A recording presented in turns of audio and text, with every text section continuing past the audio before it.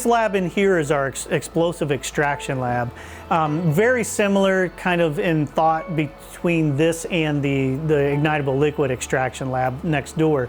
This lab is essentially laid out so we can spread out explosive devices. Typically those come in very small pieces, lots of pieces where we need to spread out and really kind of get a handle on what the explosive device was about. And our goal with those explosive devices, we can add the latents and the DNA to those, but essentially what we're trying to do is to determine what explosive chemical was used in those devices. And that's where this extraction lab comes into play. So from here we'd get a device in, we'd bring it in here, lay it out, spread it out, pick the evidence that's valuable, and then extract those explosives off of those pieces of evidence.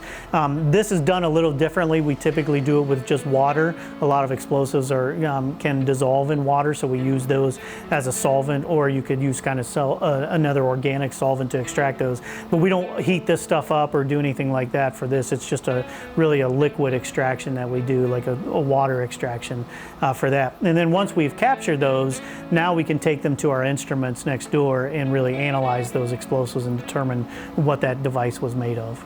All right, so one other thing that we do with the explosive side, just like the digital evidence that we do, is we'll help investigators in the field. If they come across explosives or somebody making explosives or whatever it may be, we can respond after a request from them to come out to the scene and help them identify what chemicals we're dealing with, what explosives we're dealing with. And that way the bomb squad or whoever is responding to that can safely move or safely dispose of that explosive. Since they're so dangerous, a lot of them you don't want to move necessarily. You don't want to pick up and throw, obviously, things like that. So we'll help them identify that. And we have a field kit just like that. And these are instruments, they're kind of like laboratory instruments, the same technology on them. And we can use them to help us identify stuff in the field. And for example, this one is a Raman-based instrument. It's a technology that allows us to, if we have something in a closed container like this, like a liquid here, we can put this little probe up to the jar and it'll analyze what's inside that jar without ever having to open it or touch the liquid or anything else.